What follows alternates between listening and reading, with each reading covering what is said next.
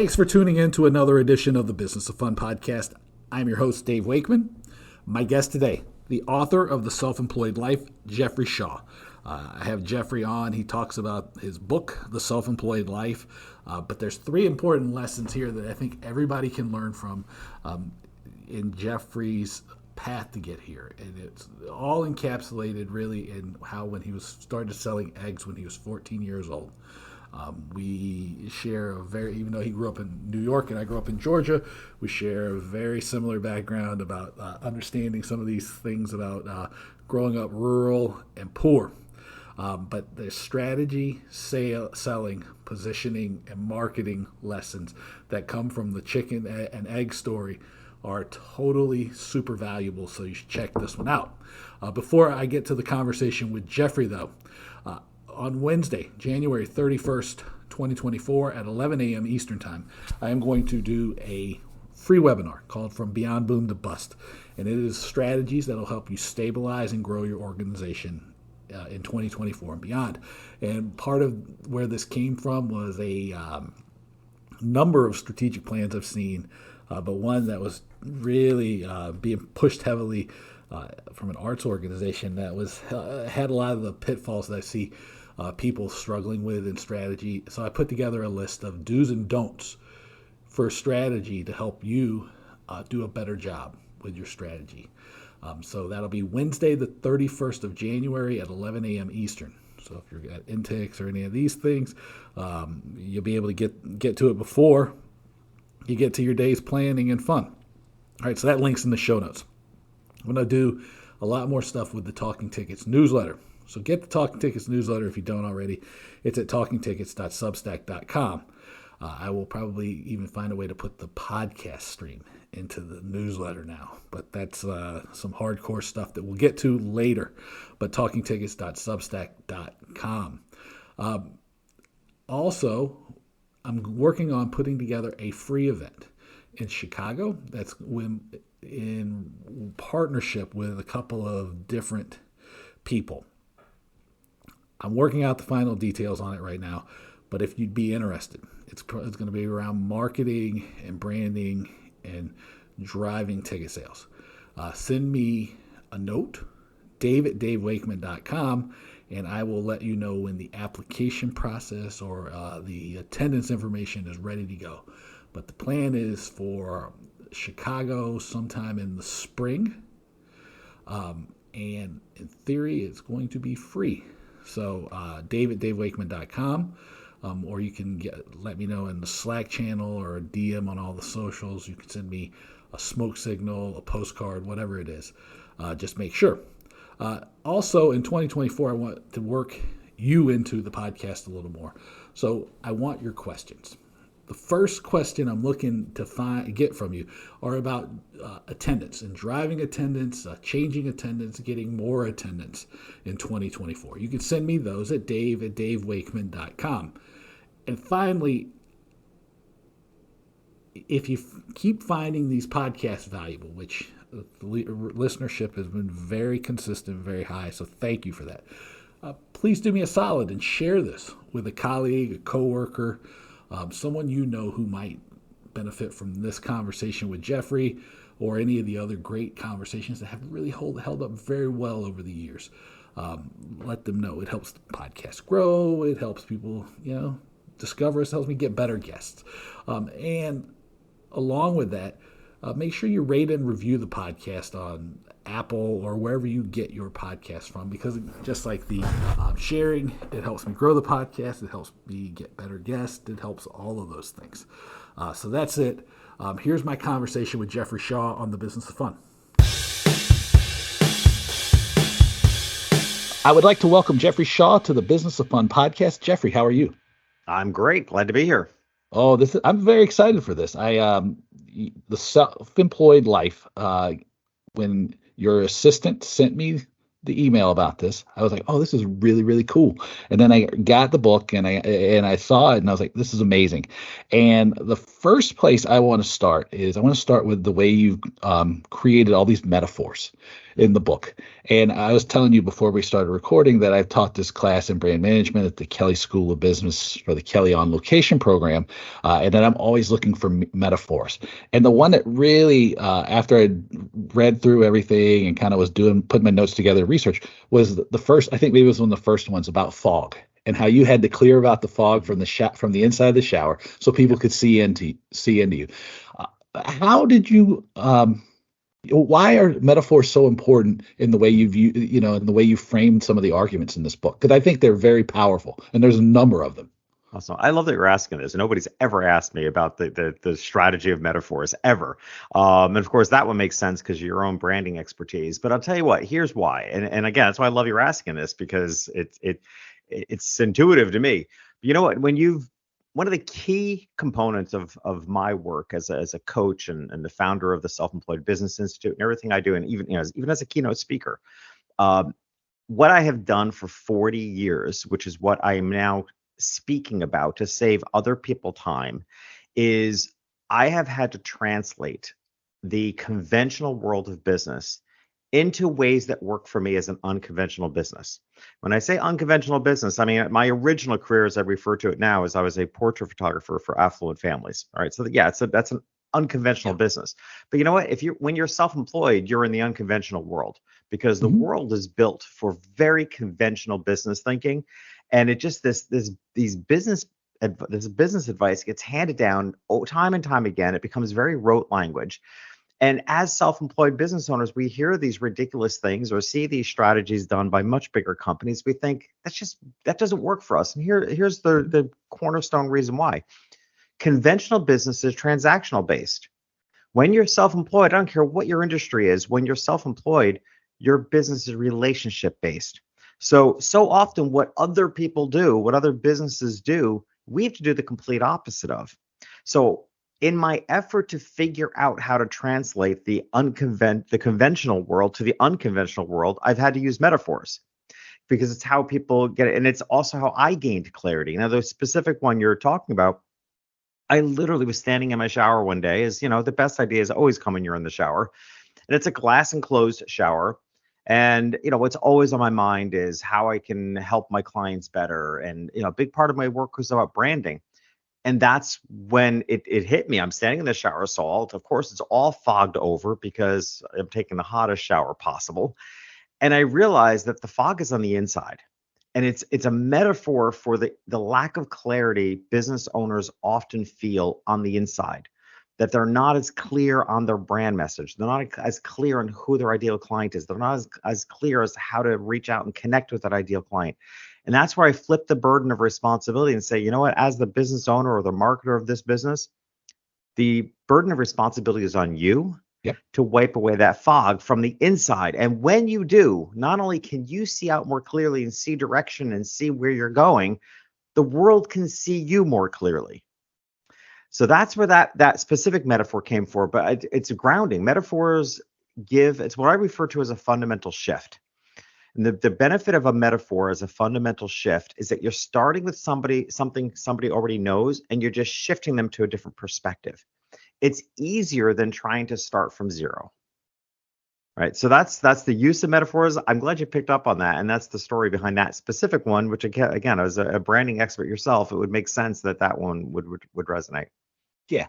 No, and it's the way you just talked about the fundamental shift too is like I learned this from my marketing teacher, my brand professor, and he said it's like being a good marketer means most of the time the marketers are looking in the wrong end of the telescope, and you have to flip the telescope to look through the right way. And it's like, and the other one he uses that was really helpful to me was, it's like you have to get up out of your seat and turn around and sit on the other person's seat so you can see what they see of you, not what you see of them. 100%. And that honestly, that's my biggest argument for why one needs to hire a coach, honestly. Because my favorite, get to a metaphor, one of my favorite phrases in all the work that I do is that you can't read the label from inside the jar. Right. There's another metaphor for you. Right. And when it is your business, you're so far in the jar, you can't possibly look at it objectively. You need that outside perspective or flipping of the telescope, as you say. It's imperative. Yeah, it's absolutely key. Now, Another story you tell, which is going to which stuck with me, and I didn't even hint at this when we started because I didn't want to bias you in any. I didn't want you to prepare for this or anything. But you talked about selling eggs, Yeah. um, and when you were a kid in upstate New York, where at the IBM. Near Yeah. the IBM, and it really it stuck with me, and I'll tell you why now. It's because I was just telling my son's teacher this because we're at a parent teacher conference. Um, because like when I take him to see his great aunt and his grandmother in northern Georgia, I grew up on in a house that I was the first one that always had indoor plumbing. So when you're talking about how like didn't have a lot, it was a big adjustment for people. And then New York City, you talked about selling eggs and like Yeah. how you had to overcome your fear of reaching out to people and talking to people to be successful at selling. I was, I was want to share with everybody, like, how did you overcome that fear? Like, what were some of the steps you did? And then there's a second part of it about how you learned that price is an arbitrary number, Yeah. which is also a key thing. But Yep. first, I I'll tell you, want Dave, I think everything I people get learned there. started from selling those eggs. Like everything I know now, like I Yeah, realized today, I yeah, mean, I'm 59. So what, from 14, 15, I can't even do the math, 45 years later. Um, so much of what I learned started from those selling eggs. It's yeah. the crazy things that you do when you're a kid. And like you, I grew up in it was a weird upbringing because this was the beginning of IBM as a company. It was farmland, right? So it's cheap land. So IBM bought up a massive amount of farmland, knowing that this would eventually become the world's largest production of computers. So it was farmland, and the people that lived there were farmers. And my family weren't farmers. My father was transplanted there to take a job at IBM. But he had this weird thing where the latest in technology was blossoming, but at the same time, we shared a phone number with 5 families because there weren't enough telephone lines and there were farms everywhere. So it was a really weird dichotomy. So I had this idea to sell eggs door to door because here's the number one lesson I learned from that. The reason I took it upon myself to sell eggs door to door at 14 years old was it was at about that age I had a conversation with my father who said something really powerful. What he said to me, he said, nobody's going to care about your life as much as you do. And I didn't know what to, 14 years old, I had a big impact. And I actually took it as I think that included him. Like, I don't think he was going to worry about me as much as I needed to worry about myself. But I just looked at my future and thought, I'm a 14-year-old kid suffering with paralyzing shyness. Like, I did everything I could to not leave the Hmm. house. I was bullied in school. Um, it was a lower lower middle class community. Hmm. The prospect of college what didn't look like it was on Yeah. the horizon. So that's it's pivotal lesson right there was like I think I have to take the bull by its horns and figure this thing out. I don't think I'm hireable. I don't know where I would go for a job. I better find my own way. So I had this idea. One thing people need are eggs for Sunday morning Yeah. breakfast. So I went door to door selling eggs. I struck a deal with a local farmer, paid him I paid him 25 cents a dozen of eggs, and I sold them for $1.25. So I made $1 a dozen. And my mother owned a beauty parlor in town, so I'd pack up cartons of eggs for her to sell to her customers on Saturdays. Plus, I'd go to door to door. I would drive. I was 14 years old, 2 years under driver's legal Yeah. driving age, but who cares in the country, right? So I packed up my mother's Oldsmobile Cutlass Supreme. I could barely see over the steering wheel, and I would drive around town and sell eggs and made a killing. I'll say. And to your point, was scared to death the whole time. Like I would Hmm. literally walk up to these houses, and before I would knock on the door, I would think I'm just going to vomit in the bushes. And it got easier because I got to know the people. So I also learned something about loyalty. It's like, wow, it was so much easier to knock on the doors of homes that I knew, and the faces were friendly. So I figured, how can I keep those people forever? Because it became my goal in business to have to know as few new people as possible. And that again is a big reason why I believe in a business having a high loyalty rate and retention, because then you have to get to know as few people as possible every year, right? So that was one thing. I liked the people I got friendly with. But I also learned something else which has stuck with me my whole life is that when the rewards are greater than the fear, you keep going. And for me, the reward, it was the money was a teaser. And honestly, I started making some good money as a 14-year-old, but that was a teaser. What I liked the most is how it was pushing me to grow as a person. And I still feel that way about business. I say all the time, particularly being self-employed. Being self-employed is like personal development on steroids. Hmm. You know, you're going to encounter so many things faster. So that to me is my essence of fear. I feel that way today. I'm a professional speaker. It scares the crap out of me every time before I step on stage. But the reward of impact is greater than the fear. So you keep going. So I'm always looking for opportunities where the reward of what I'm doing is greater than the fear. And I'm not even interested in trying to make the fear go away. I just deal with it because the rewards are greater. Right. I don't know. Yeah, I don't think it ever goes away. I think you just, No. at least I've gotten better at ignoring it. Yeah. And I think What I it's, don't like, Dave, what I don't yeah, like, I'll tell you, is how often people say to you, especially public speaking, "Oh, you're nervous because you care." And I see no correlation between how nervous I am and how much I care. I care anyway, right? I mean, I think it's a stupid thing to say, and we hear it so often, and I actually think it's really dumb. Like, I'm gonna yeah, care anyway. I care deeply about everything I do. If I could do it without the nervousness, that would be great. yeah. But Uh, no correlation there for me. no, there's some certain stupid things that people say over and over again. They Right. are ridiculous. That's up there. It's That's like one of a, them. yeah, that I You're nervous definitely hear because of how that much you one. care. I'm like, no, I'm not. Yeah. I was like, Yeah, no, not at all. I'm just right. nervous because I'm nervous. Exactly. And Yeah, I would still care if I wasn't nervous. And when, on those occasions exactly. am not nervous, I still care. It's totally That's the fine. key. It's like, exactly. That's the key. It's like, I care anyway. Yeah. And, so I guess like this falls into the growth things. I don't want to skip over that, but the second part of the story that you tell about growing up that I was like, my Lord, this is great. Is you talked about you'd clean the eggs and put them in the carton, and then you'd leave a little chicken poop on a couple of them for Yep. authenticity.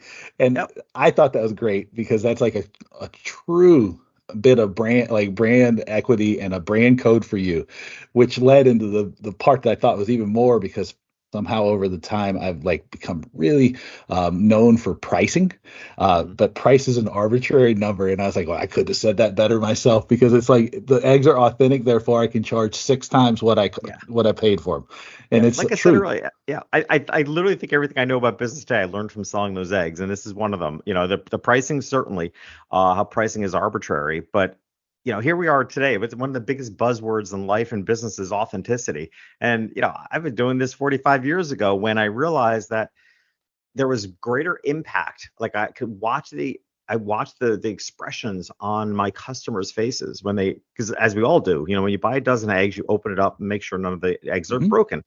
And I realized they would literally say they opened, because in the beginning I was completely cleaning the eggs because chicken poop on the eggs is, Hmm. you think gross. So I was completely cleaning that off before I filled up the cartons. But then I started experimenting. It's like, well, if they're farm fresh, how clean should they be? So I started leaving just a little bit of poop on the eggs.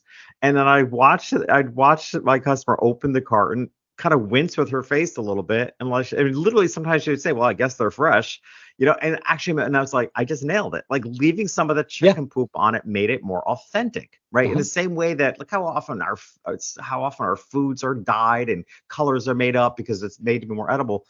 That made them more edible, more fresh. And it also is important because this community had its nuances. It was complete farmland in the middle of nowhere, but the Hmm. greater percent of the residents were from what we call down county, right? They're Westchester County or New York Yep. City, moving to this farmland community to be a part of the greatest startup of IBM, right? So they were city people living in the country and Hmm. having a really hard time with this, Yeah. you know. And I had one customer that was buying dozens of cartons of eggs, and I'm pretty sure she was going back to New York City and selling them for a higher price because they were, Yeah. farm fresh eggs were even more demand in city living. So I think she was dealing, um, which is totally fine with me. But that was a key thing, like the authenticity of not completely cleaning the eggs. Now, price. I went back and did some research because when I was 14, this was 1978. In 1978, ironically, the average price for a dozen of eggs was 78 cents. And I remember looking that up. And I was selling $1.25. Okay, so it was, how could I justify charging $1.25 when somebody can go to the store and buy the very same eggs for 78 cents? Well, it was delivered to their house, right? So there's a Hmm. customer service element, although fact, even today, I will make an argument that customer service is not enough of a differentiator because somebody else can come along and match your customer service or exceed it instantly, right? So I Hmm. tell businesses, don't rely on customer service as a differentiator. The differentiator was the poop, right? The Yeah. differentiator Hmm. was that I was selling farm fresh eggs. Couldn't claim them organic. I don't even think we spoke in terms of organic in Right. 1978, but they were farm fresh. And that was the differentiator because they're not going to get that when they go to the store. And especially in those days when you bought bleach white eggs. These were eggs that were different colors. Some of them had poop on because they came fresh from the farm. That was the differentiator and that was the justifier. But, again, pricing is arbitrary. And later, as the story goes, when I started my portrait photography business for affluent families, again, I'm lower middle class kid growing up in the country, and it became very clear to me that as a photographer, I wanted to work with people with discretionary income, and not because I thought the roads were paved with gold or life would be easy if you worked with wealthy people, but because of I felt more aligned with their values. Hmm. I mean, selling photography is about selling memories and selling long term. And the only people that can afford to invest in the future are people that have discretionary income. So it was a logical decision to work with that market. The problem was I didn't know anything about them. So for me, it became a study of what emotionally triggered affluent people to buy. And Hmm. that's when I started going to New York City, as all the stories are told in my book, and really studying what I call the emotional triggers.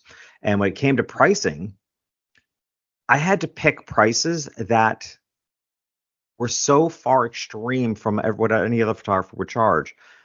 But I Hmm. had to choose Yeah. prices that established the credibility and the Hmm. art of it. Right. Yep. And I mean, other people are selling an 100%. 8x10 for $1.99. I was selling it for $300, like a single 8x10, because I had to create the person. That's the line I say in the book, is that pricing creates perception. Hmm. You have to control the perception you want to get across by the pricing. And so many businesses have that off. They try to tout themselves as high quality, high end, but they're charging, discount prices. It doesn't work. Again, I couldn't say some of this better myself. I mean, it's a line I use a lot of times with, or it's similar examples that I use with sports teams a lot, because I go like, look, what's premium for you as the person working here is not necessarily premium for the person paying for it.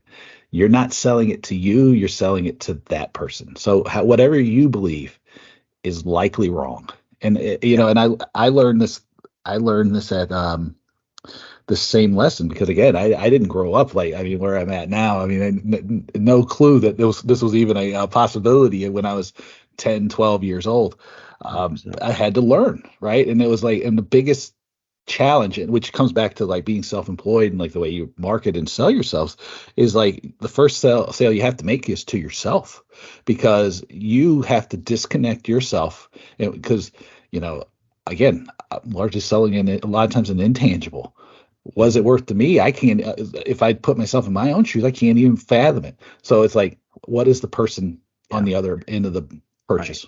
And so therefore you have to remain non-judgmental. I think that's one of the Hmm. key components of it, right? You can't judge. And I will tell you, working with the super affluent and growing up the way I did, I heard all the stereotypes, Yeah. all the negativities, and not one of them was true. I mean, I worked with the most family centric people. But no, the kids weren't brushed off on nannies and sent to boarding schools.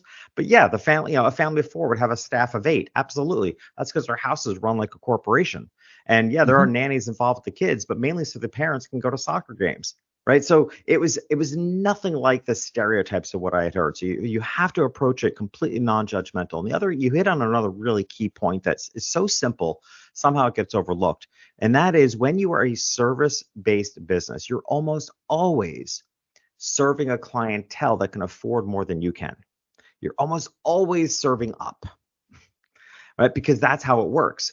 You people that buy your services can afford you. You buy Hmm. services that you can afford, right? So you're almost always serving a clientele that has more discretionary income than you might. So therefore, you can't put yourself entirely in their shoes as to what you deem as Yeah. affordable.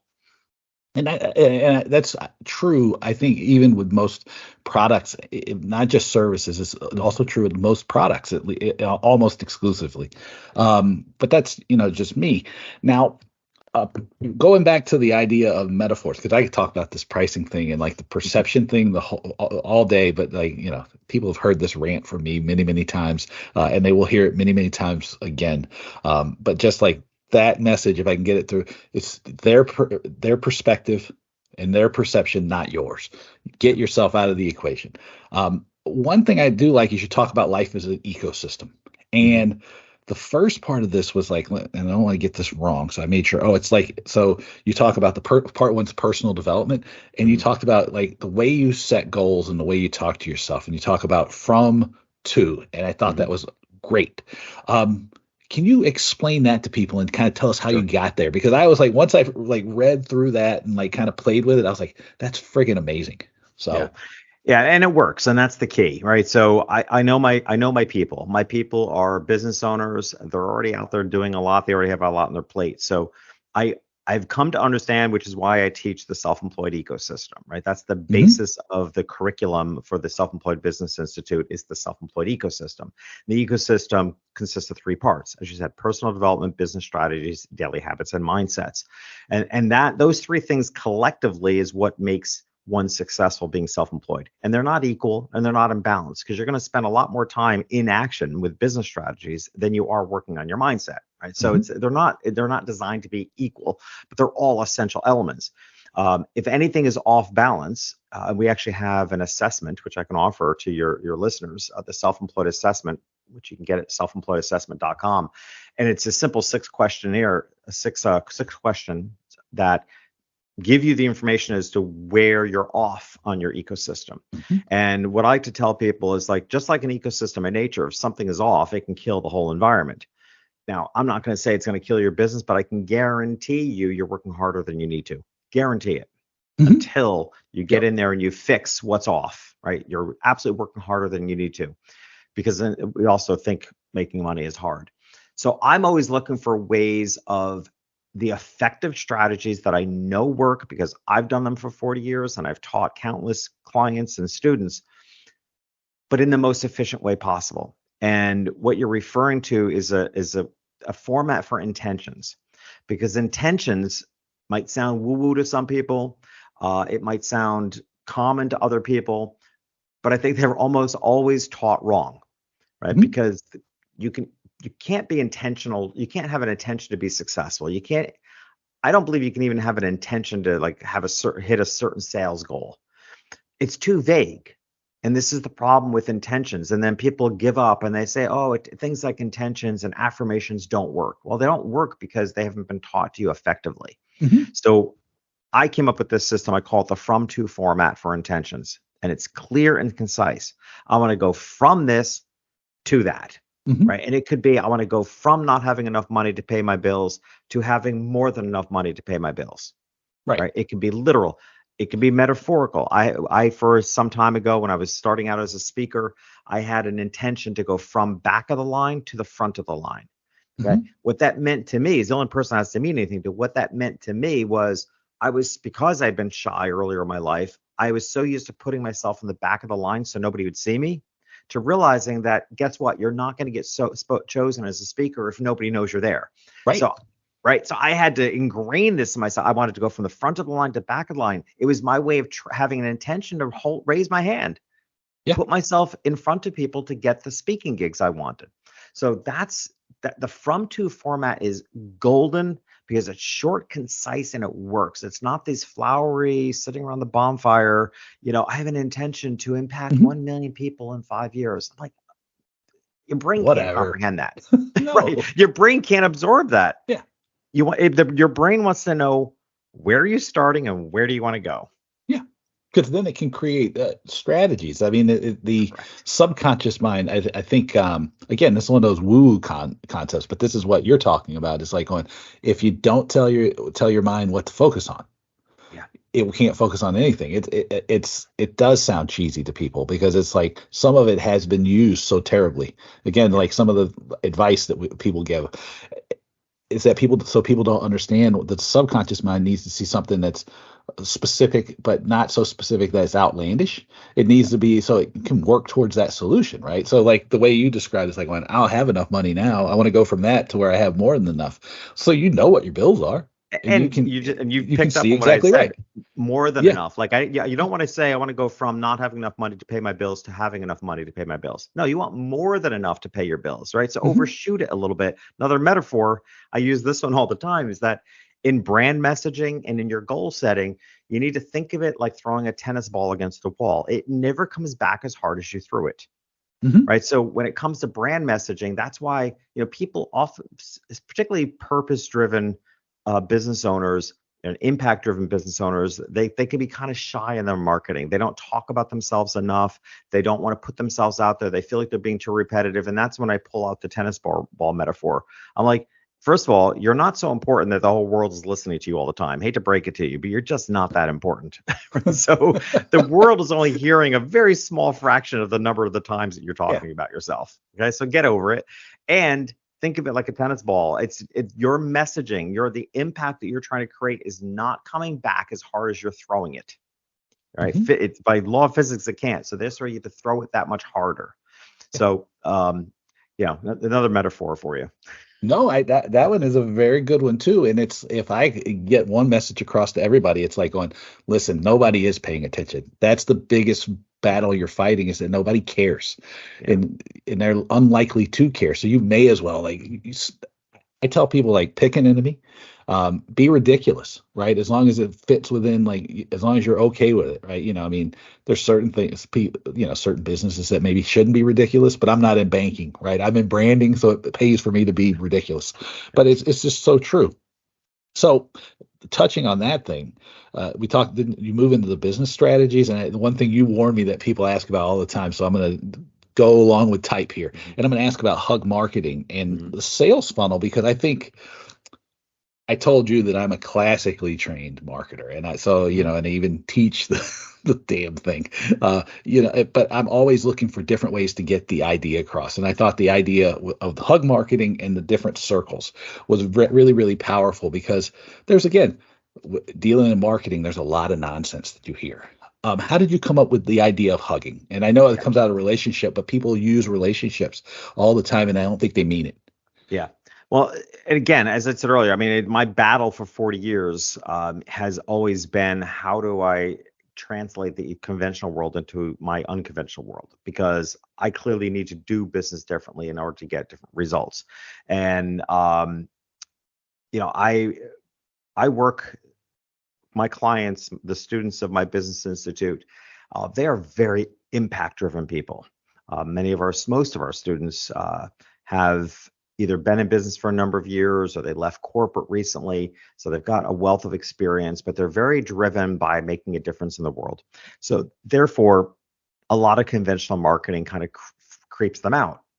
And my first book was called Lingo, and Lingo is a brand message strategy book. It's about how to attract your ideal customers. Very much based on how I went from being a lower middle class kid to becoming a portrait photographer for affluent families. There's a component also in brand messaging, which to me is the energy of words, right? So in branding, we're carefully using the energy of words to attract our ideal customers. But you also have to pay attention to the impact of the energy of words within yourself. So when it comes to marketing, marketing is full of horrible energy words. If you think about your customers as a target audience, they're going to feel targeted, right? Even if behind the scenes, only in your team, in your own mind, if you swear to yourself that you're only using the terminology of target market behind the scenes, doesn't matter because if you're thinking about them as a target, your chosen strategies are going to make them feel targeted. Okay, so things like that. And then we use ridiculous. We think about we use ridiculous terms in marketing like tripwires. Like, could there be a more? We're going to trip Yes. people up, right? I Yeah. mean, think about the energy of marketing words, and it's horrible. So I recognize this within myself. I'm like, man, I'm so picky about it. Like, I don't refer to the people I serve as my audience, or even as a speaker. I don't refer to it as the audience in front of me. I call them my people, right? Yeah. I want to be in front of my people because if I call them my people, it's like calling them your family. You have a different level Yeah. of responsibility than some audience, right? So I shift all the words to be accurate to the energy I want to create. So Mhm. when I came to this marketing funnel thing, I'm like, I just almost can't imagine a worse process than thinking about putting people through a marketing funnel. Because a funnel, and think about every marketing funnel diagram you've ever seen, it's in the shape of a funnel, right? It's really wide at the top, open-hearted. It looks like you're open and receiving for what? To squeeze Yeah. people through a small hole? Yeah. Right? It gets narrow and narrow. So this is how marketing funnels have visually been portrayed. If you're thinking about your marketing that way, I guarantee you that's exactly how you're being felt by your customers. And here's a key thing. Having been in business for 40 years. In the 80s, 90s, you get hired, you could have been the biggest jerk and you would get hired anyway if you were exceptionally good at what you did. Mhm. All right. Somewhere around 2000, maybe certainly an effective 9/11 and many years after that, it shifted. People today, well, they are more apt to hire you because of how they feel about you. You could be the best in your industry, but if you're a terrible person, people won't do business with you. And think even big brands. How many brands have been blasted because of poor behavior internally or the fact? I mean, I have a whole list of brands that I won't go to because I have followed the money trail and where that Mhm. business puts their money is against my values, Yeah. right? So people will choose today, they choose to do business with those they feel good about more so than how good you are at what you do. Okay. So the energy of what you're thinking is imperative. So the marketing funnel to me had to shift. And I came up with this idea of hug marketing, where instead of it being in the diagram and shape of a funnel, hug marketing is a series of concentric circles, one circle inside of the next. And it also just perfectly represents today's marketing because in today's marketing, the outermost circle are called lurkers. Lurkers are people that it's a portfolio of lurkers that you want to build up. And there are people that are watching you, but you don't know who they are. Mhm. Right. So there are people listening to your podcast right now. There are people that are watching on social media. There are people that have eyes and ears on you and you have no connection with them yet. Yeah. Your Mhm. job is how do you then get them curious? How do you get them engaged? How do you get them to connect with you? How do you get them to become clients? And then once they become clients, how do you build such a solid relationship that if you Mhm. were to see this customer live and in person, you would naturally give a hug? And that's why the goal becomes a hug, not shoving them through a funnel. So it Yeah. energetically completely flips it upside down in how you feel about those that you're serving, how they feel the energy coming from you, and it literally lays out a step-by-step strategy what you need to do. And this is how we teach it in the Business Institute is, we build the assets. Like how do you get people to get connected with you? Probably through a lead magnet. We build the lead magnet with you, Mhm. a super compelling lead magnet. So there are assets and strategies that come with each step. So now this, what might feel like a very, not quite woo woo, but it feels like a really nicely heart centered strategy. It's also incredibly strategic because we can teach the steps step by step. So yeah, it's been the thing that probably in my coaching career that has gotten the most attention Yeah. because people really grasp the concept and it makes marketing feel good. Yeah. Well, I would say too that it is not, I mean, it is still a funnel. What you have created is still a funnel. It's just that you have labeled it Yeah, in a it's a way that like pathway. gives you, yeah, it gives you that gives you that makes you feel better. That makes Yeah. you feel like more connected to the people you want, the customers you want, the people Yeah, you want it's to still serve. right. It's still a pathway to client acquisition. It just is done Hmm. in a kinder way, which part of my goal here, understand, Dave, part of my goal is to get people who don't like marketing to do marketing because if they Of don't do course. marketing, they're not getting their work out there. And that's what kills me. It's like, but they don't Hmm. do marketing because traditional marketing has been creepy. So it Exactly. gets it Yeah. gets people marketing. Right. Well, and I only make that point just because I know people are going to look at me and they're going to go, "Dave, is that really true?" And I'll go, "No, what the hug is absolutely a funnel, but it's the way that you've explained it. It is totally fits your business, and that's always like the key is that like there's no one size fits all funnel. There should not be, right? Yeah, And if this funnel language works for you, it's totally cool. But for a lot of people, it doesn't because it does feel transactional. It does feel kind of icky. It feels kind of creepy. that's When I talk about people, I talk about them like they're my gang and my crew, Yeah, right? I like And that. like Yeah. when I meet people, they like think they've known me forever. Like even though I've never met them, it's like it is totally great. And Yeah. so I mean, to me, I was like, I saw myself in this, and I thought it was awesome. Now, and so to me it totally works. That's the full thing. Is the final thing here is the daily habits, and I really like this.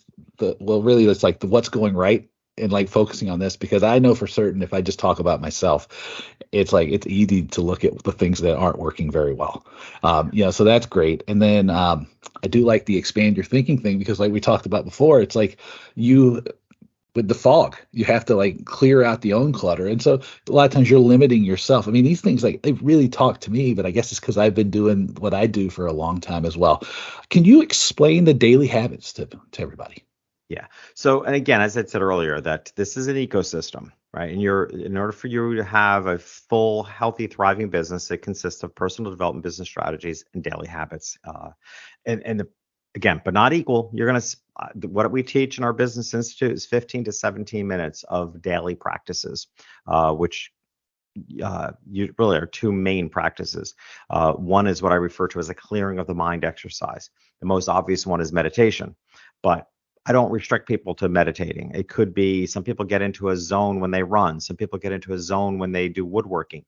But the zone is not just high efficiency and high effectiveness. The zone I really want to get people to get into is whatever activity you take on, it should clear your mind. You should have a Hmm. sense of having been cleansed, so that when you do the second part of the daily practices, the daily habits, the second part is the what's going right journal. So you have to have cleared the mind in order for the what's going right journal to be highly effective. And here's the thing. Here's why the what's going right journal is scientifically based, in that we are working against our human nature. Human nature, as humans, we are wired for survival. In order Hmm. to be wired for survival, we look first and foremost at our threats. Hmm. And our threats have changed. We don't have tigers, lions, and bears outside of our caves anymore, but we have social media. We have hits to our ego. We have a senses Hmm. of competition. We have so many threats to how we feel about ourselves. Those are the threats, and often come along in forms of criticism, right? So if somebody gives you 9 compliments, 1 criticism, the only thing you're going to remember is the criticism, because we're wired to pay attention to the threats. So in business, when particularly being self-employed, when we need our maximum efficiency, our maximum potential, our maximum mindset every freaking day, we can't be bogged down by worrying and the negativity. So the what's going right journal is a practice of journaling what's going right every day. And you literally start every sentence with what's going right is.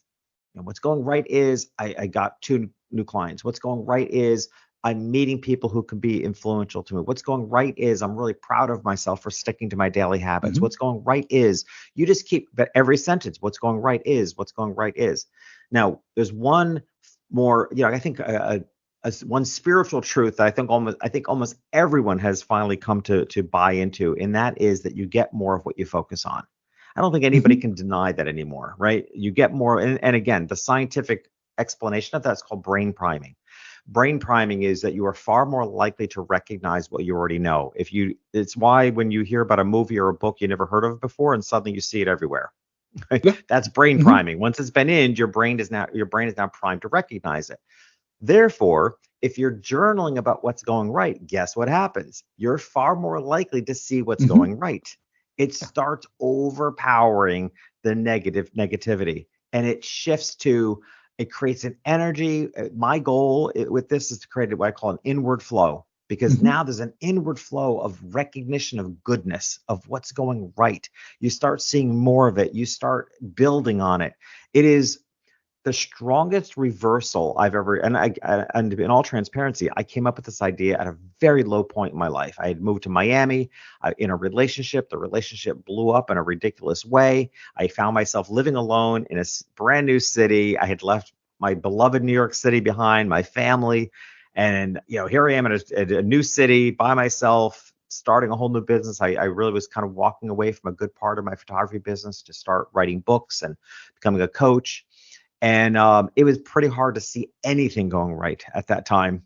But that's why I created this. I'm like, man, I got to turn this around. How can I? I Yeah. can't keep seeing what's going wrong. I have to see what's going right.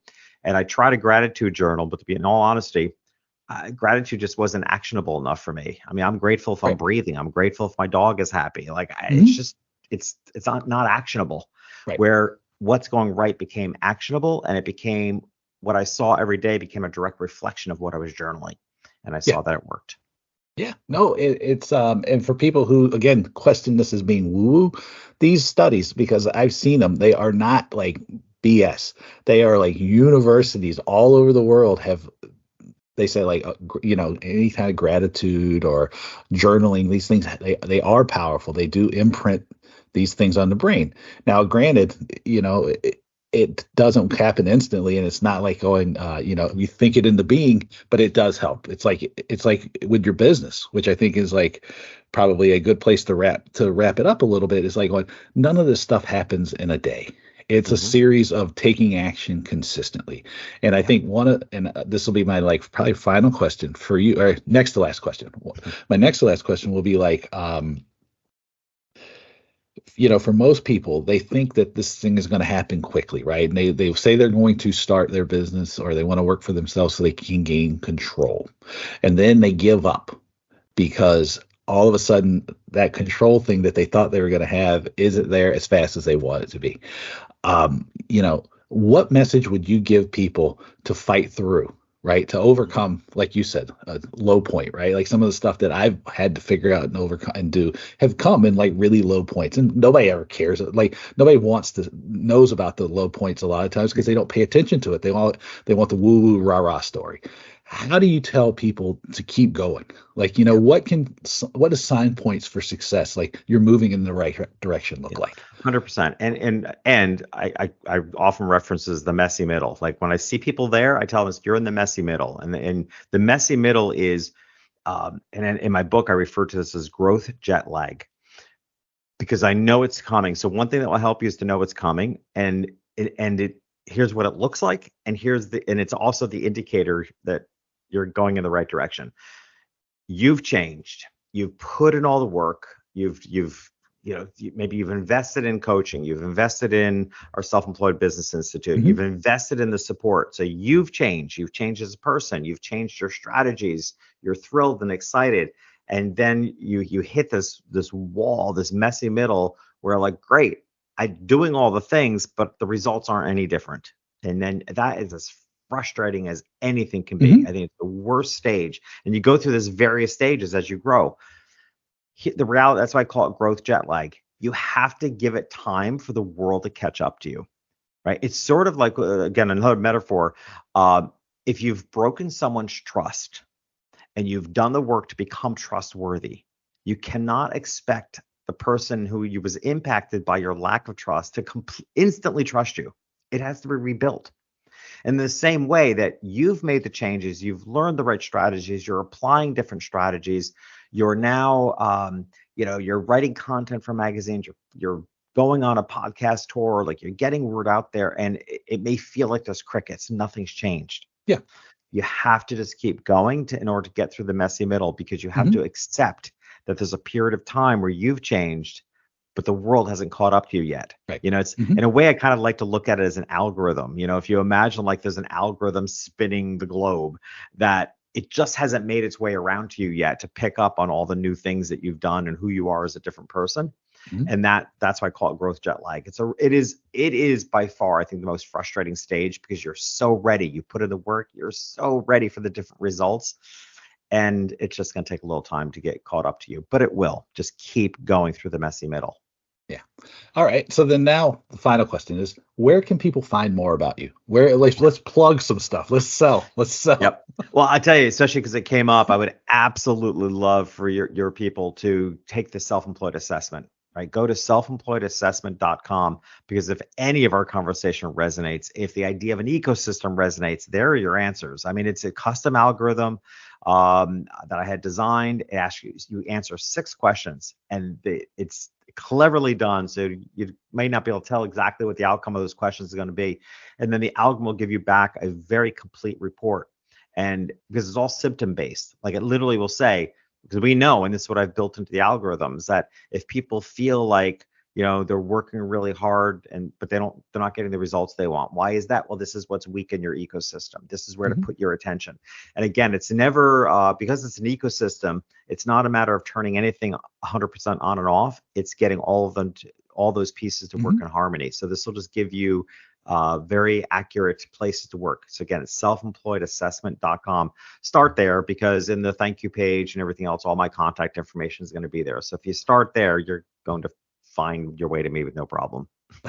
And the books, both of my books, of course, are on every platform online that you can possibly buy books. So yeah, you can't miss us is the lesson I tell people. You can't miss us. Well, you'll find us everywhere. And it's the same for you.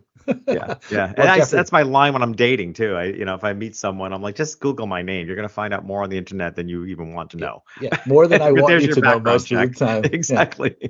People, I lead with "You're welcome" or "I'm sorry," whichever one you need. Exactly. It's all about perception. Exactly. Thank you so much for doing this, Jeffrey. Oh, my pleasure. Thanks for having me on. Let me know what you thought of my conversation with Jeffrey Shaw by sending me an email. It is my name, dave@davewakeman.com. Make sure you check out the show notes and get the sign up at the link to the Beyond Boom and Bust, or Beyond Boom to Bust webinar on January 31st, 2024 at 11 a.m. Eastern Time. That'll be some strategy, do's and don'ts that'll help you stabilize your revenue, set yourself on a path to growth in 2024 and beyond. Make sure you get the Talking Tickets newsletter. It's talkingtickets.substack.com.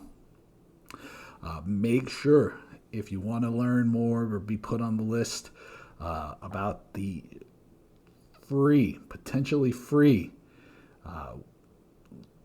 event in Chicago, send me a note, dave@davewakeman.com. I'm working out the final details on it right now, so I can't tell you exactly what all the stuff is, but I'm working on it. It looks like it's going to be cool. So send me an email expressing your interest so I can plan this thing a little bit better. Dave@davewakeman.com. Also, 2024, I want to get your voice into the podcast more, so send me your questions about attendance, driving attendance, getting more attendance, stabilizing attendance, where to find attendance, anything attendance related. Send it to me. I'm going to look to use your questions in an upcoming episode of The Business of Fun. So send them to me at dave@davewakeman.com. In the DMs on social media, you can join the Slack Talking Tickets Slack channel, whatever way works for you. Make sure you share this podcast with a colleague or a friend or someone who would benefit from it, and rate and review the podcast on whatever service you listen to, whatever your podcast host or home of choice is. Okay? Thank you so much for listening. Thank you so much for being here, and I will talk to you soon. Take it easy.